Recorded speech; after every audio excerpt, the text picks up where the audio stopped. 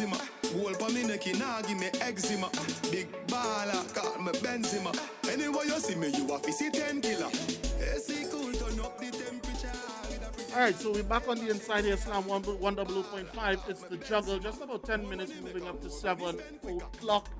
It's your boy Jassy Marik, joined for a special edition versus in the place, man. Yes, sir. Versus, I mean, I know it's only 10 more minutes ago, but you're clear.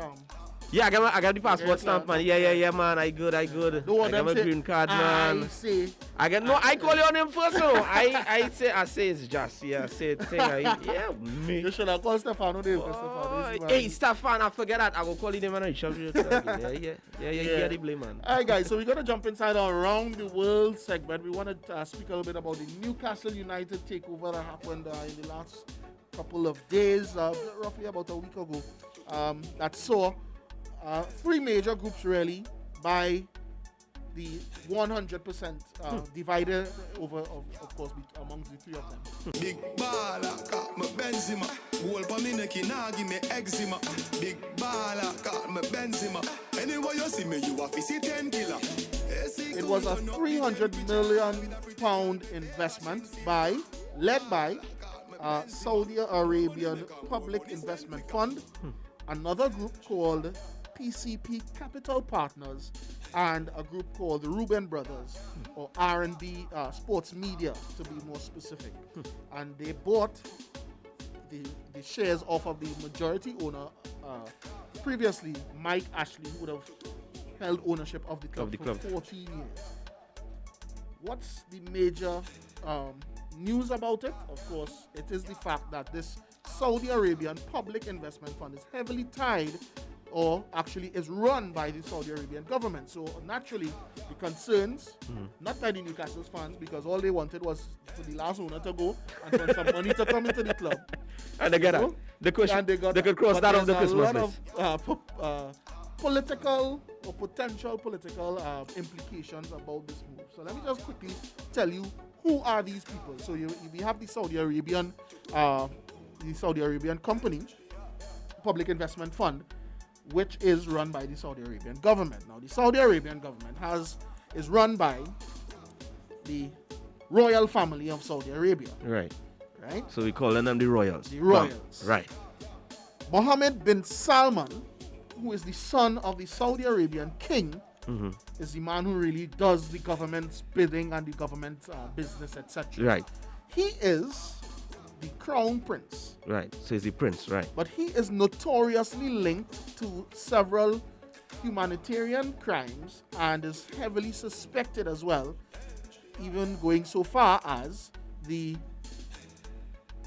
murder of a Saudi Arabian journalist for speaking out about the Saudi Arabian government.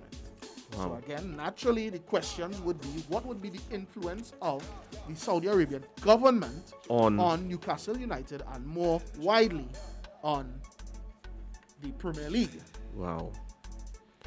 Well, I think there's a lady by the name of Amanda Stavely who has gone, so the Public Investment Fund, they bought 80%. Right. 10% has gone to a young lady by the name of Amanda Stavely, who is a British businesswoman, right, etc. And she is the CEO of PCP Capital Partners. Right. She is notorious for helping these Middle Eastern countries, so she specifically the royal families of Qatar, Dubai, and now Saudi Arabia, helping them invest their monies in their various interests. Wow. But more specifically, football. So as a matter of fact, she led the deal.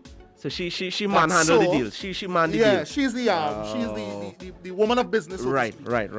And she has now gotten a 10% stake for her vote. That is performance. So in 2008, she was behind the high-profile purchase by the Dubai royal family in Manchester City.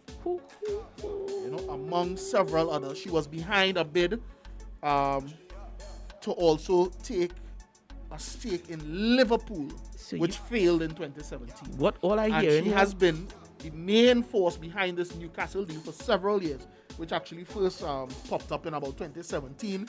They fought it off until now, where they've been able to succeed so to speak. So this is just a quick snippet, background of yeah. at least two of the major players. The other major player is a group by the name of, as I mentioned earlier, RB Sports Media, that is owned by a group called the Reuben Brothers. And they're from Saudi Arabia as well? No, or they're English. British. They're British, right? Okay. And they so the son, who is Jamie Reuben, son of David Reuben, is the main man behind that. So the Newcastle board will effectively be 3 persons. Right. So you have of course, the Saudi Arabian side, the Royals, right? and then you have the British side with Miss Seals Rep of the Year, right? at the and Century. Then you have the third person is expected to be the guy who is in charge of the public investment fund, a man by the name of Yasir Al Rumayyan. He will be the chairman, of course, because they own 80% now of Newcastle. So that's just a quick look on the inside of who these people are that have taken over Newcastle United. The question is, as many persons would have put it, how is the club now going to be run, and how much clout will this Saudi Arabian government have in Newcastle United? I, for one, don't like to speculate, but I found this deal to be quite... of course, they would have gone through all of their protocols and jumping through all the hoops that the Premier League would have set out, as well as the British government, to be able to get this far in the first place.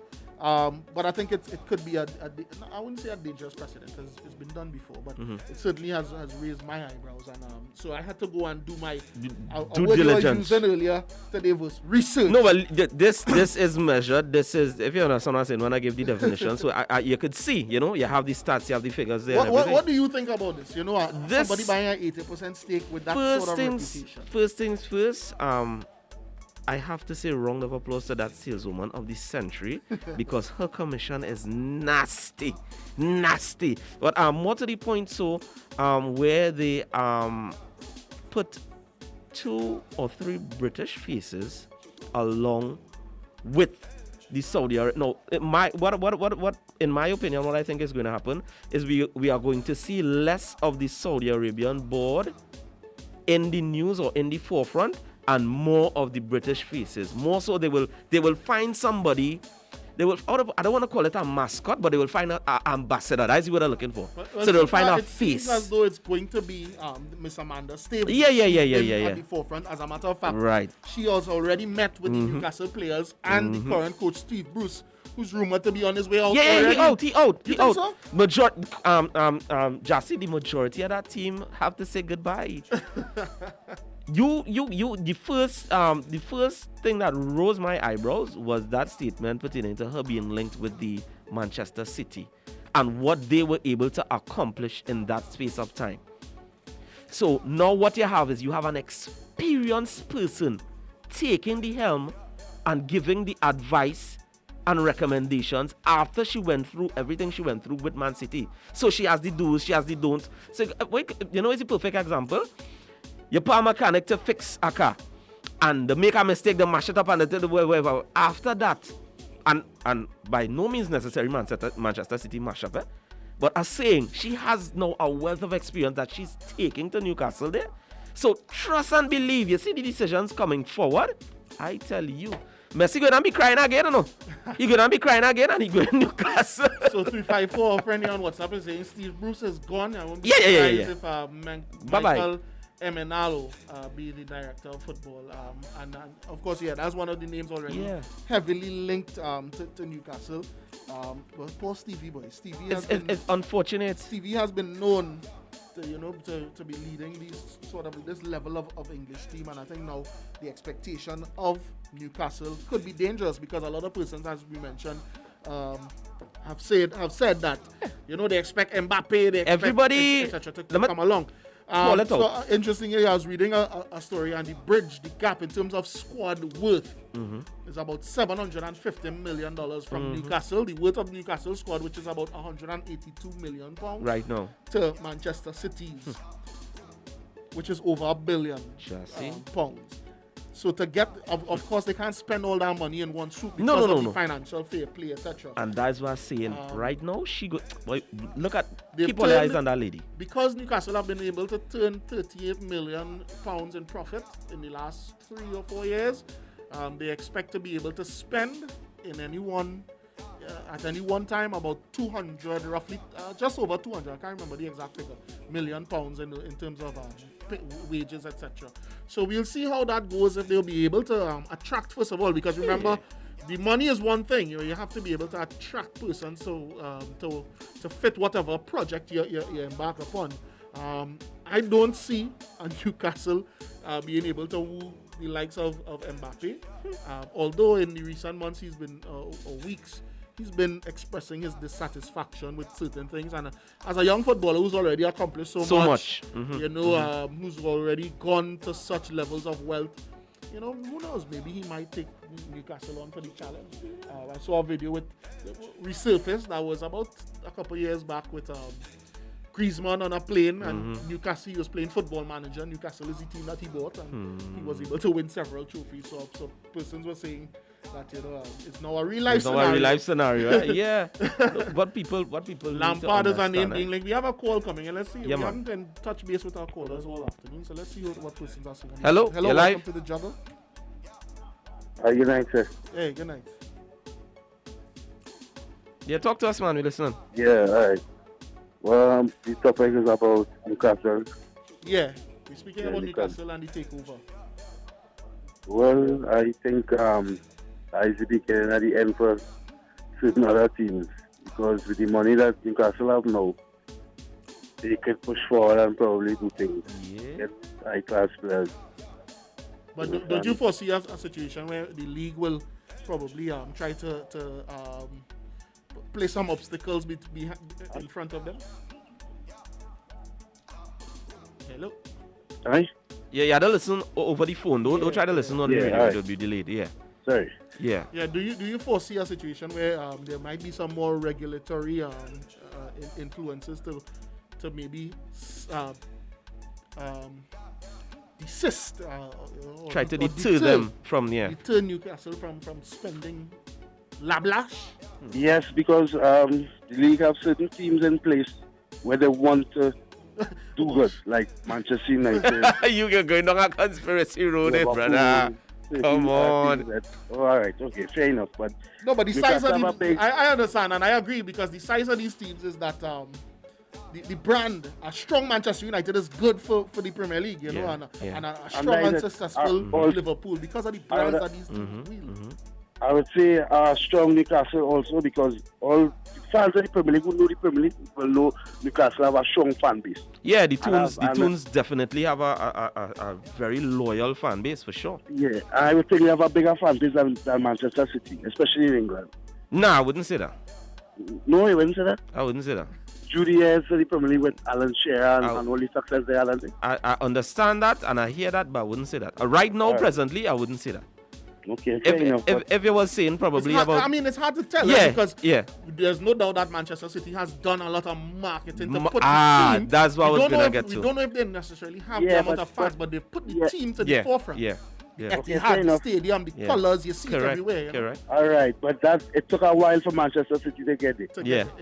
With investment and infrastructure and things. And the same thing will happen with Newcastle. With the right amount of investment, agreed. A new stadium, you understand? Big players, jersey sales, everything. They could get there within the next 5 years, probably. Well, that's actually the plan of Miss Staveley. She's saying about 5 to 10 years. That woman is being able to compete a little more with the bigger side, and they will get there. They will attract the right sort of players, get a better coach, and they'll be able to compete with like Liverpool, probably Manchester City, Chelsea. I gave them 7 years, realistically. 7 years. I will go back on this day in history, 7 years from now. 7 years. And pull it back. If you tell me Newcastle relegated or something, nah. I will 7 years. 7 years to build that bomb squad, that team that they're looking for. I'll go out on them to say, within the next 5 years, they could probably win a trophy. Where it a FA Cup or something. A fighting a Talent Cup. Arabs in that, no. Arabs in that. And I will tell you why real quick. Thanks a lot, I will tell you why real quick, right?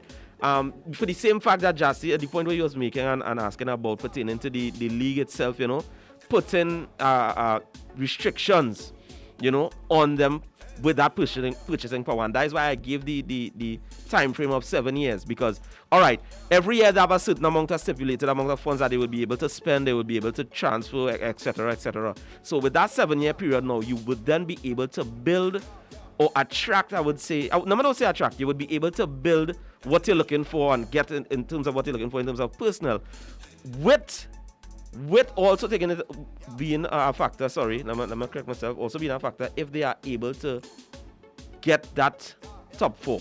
So let me say within the first 4 years, they're able to come up in top 4, then they would attract the players that they want. If that don't work, then they got to throw the money behind it. Yeah, because that's a major boost to your brand, you know. If For you could sure. compete in the top 4, that's Champions League, that's prominent in itself. I'm seeing somebody is saying, Jassy, you say it's not about the money, but you forgot that the big name stars who went to China.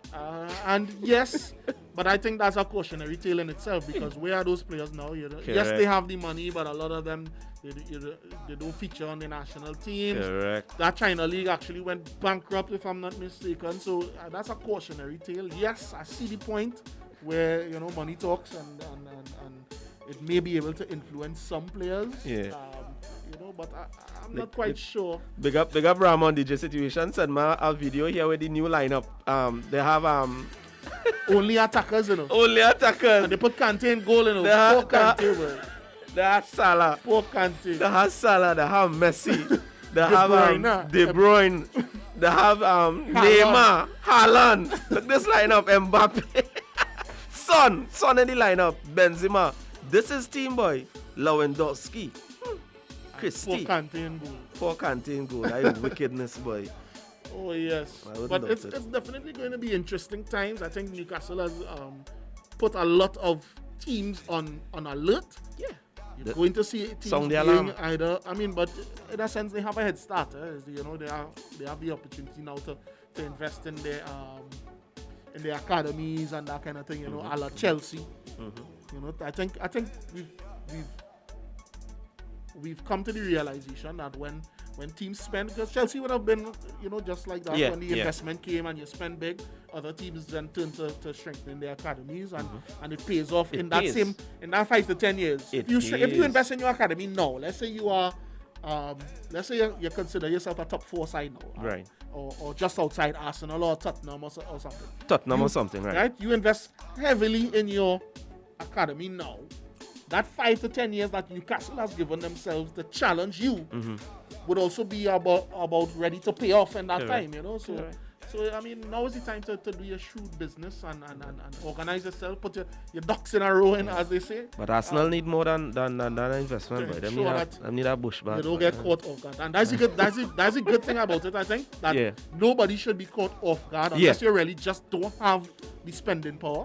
Nobody should be caught off guard, because yes, they get a huge injection potentially of money, but that cannot. It cannot take effect. It cannot take root in a year or 2 or 3 or 4, maybe even 5. So you have time to adjust. Yourself. Man City took 3 years to win a trophy. Chelsea took 2. Newcastle could do it in about 3 to 4.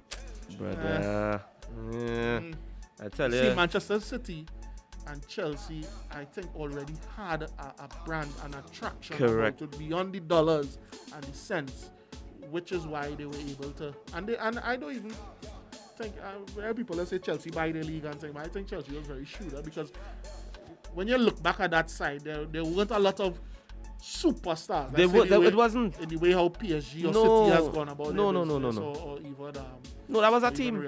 I'm not a Chelsea fan. Mourinho was very shrewd. Mourinho bought a little known or emerging drug out in the French league.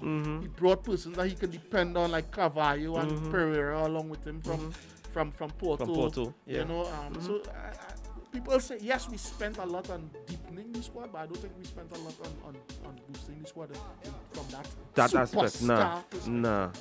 I agree with that. I know they can fight more on that, but I just hate when the juggle comes to an end, boy. Boy, pressure, boy. Just go up into a slump of depression. Manager, they give them a little 2 hours extra, boy. A little something, boy. Like eat a bit thing, boy. Manage.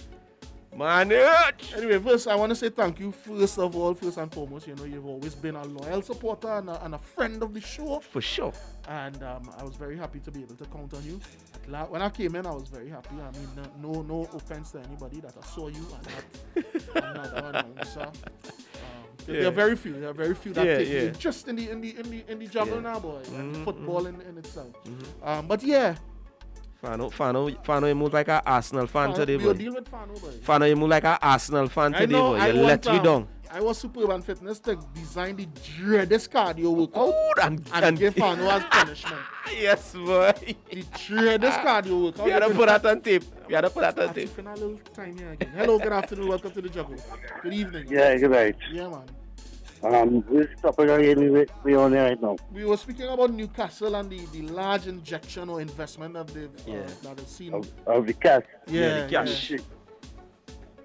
Okay, well, I'll give them 5 to 6 years also. 5 to 6 years. Yeah, man. Yeah. Yeah.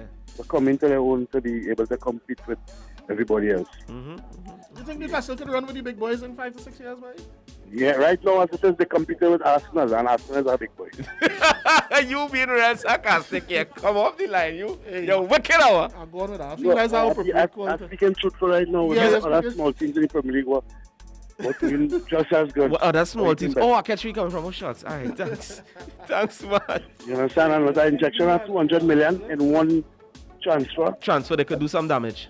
Yeah, there's enough quality players, at least 4 quality players, so at least push up to 2 spots, 3 spots, split up, you know? Yeah, and gradually get better and get better. As I tell Jassy, you see that lady spearheading it? Yeah, she going to be the mastermind behind the entire thing. So, I mean, I didn't go there, but this investment fund, right? Saudi investment fund is or has investments in companies like Disney, Uber, Facebook, Starbucks, just to name a few. So it's not no jokey money, and it's that's coming in. Certainly know about the football business, and as mentioned before, this woman would have been the driving force behind Sheikh Mansour bin Zayed Al Nahyan of Abu Dhabi. Taking over Manchester City in 2008. I'm sure she own Island or something. You know, Liverpool. She was behind. They tried to buy a share in Liverpool. Yeah. You know, no, but 2016. She definitely making strides. So the business of football, I think she understands. The woman is a boss. You're right, telling you. That she holds a 10% stake. And when you look at some of the deals that she made and some of the money that she made off of that, you're right, telling you that. 7 years.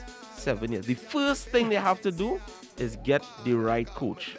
Because again, it's not a coach for now you're looking for, it's a coach to build a team. You're looking for a coach that could get that longevity. But you also want a respected coach. Yeah, but that's what I'm saying. It had to be a name. It had to be somebody that raises eyebrows. Yeah, you can't come and don't end up like Everton and you bring Ancelotti and then I feel sorry for James. Real Madrid walks so and turn Ancelotti head, you know. I feel sorry for James, boy. The man running Everton and say yes. In English football, Newcastle, even with their trouble, is one of the most celebrated clubs. Yes, that's the home. That's a home thing. I don't think they have an international brand as Newcastle don't have an international brand. It's a home. No, they do it, but I don't think it's as massive as people tend to. No, it's not. No, and that's why I say compared to he was making the comparison to Man City before. I don't think so because again the marketing that was pumped into City. Because let me be real, Jassy. What? 8 years ago, you could count how much Man City fans that have on one finger in Trinidad and Tobago. Yep. And right now, you can't done see City. Nah. So it's all about the marketing. And that, you see that lady, I'm telling you, first thing first, coach, high profile, somebody that going and raise eyebrows, is going to be a stunner because there's going to be money to spend. And then, according to what his philosophy is, if he have that ability to go that tenure in terms of that 5 to 7 year period, trust me, at the end of the night, it's going to be crazy. I think they might run behind Zidane. I think so. I think they're going to run behind Zidane. But what they're going to be falling short on is Zinedine Zidane, didn't really build a team per se. I mean, his name and his brand itself attracted players. But to say Zidane say, well, all right, I seen this youngster here, I pulling 5 of them, and it wasn't ever that. Except from Real Madrid. Yeah. Worked there before. So we but I mean, we'll see. We'll see how it goes. I know Terry Fennick is out of contract. Cool it down, boy. Cool it down. Hey guys, come down from there. I'll come in. Anyway, guys, thanks for joining us for another edition of the Juggle. We stole a little 15 minutes here into the 7 o'clock hour. But you know, we had a lot of discussion. Thanks to Michael Raghunath, thanks to Superb Fitness for coming out and edifying and educating us on some really debatable topics. But yeah, we have to go. All good things come to an end. So yeah, man. Until next week, Monday, same place, same time, 6 to 7 p.m. Guys, do enjoy your week. Have a safe and productive one. On behalf of us, I'm Jassy Marie signing out for another edition of the Juggle. Big baller, call me Benzema. Goal for me neck, nah give me eczema. Big baller, call me Benzema. Anyway you see me, you a fi see 10 killer. AC cool, turn up the temperature. With a pretty girl, be favor Shensia. Baller, call me Benzema. More money make her, more money spend quicker.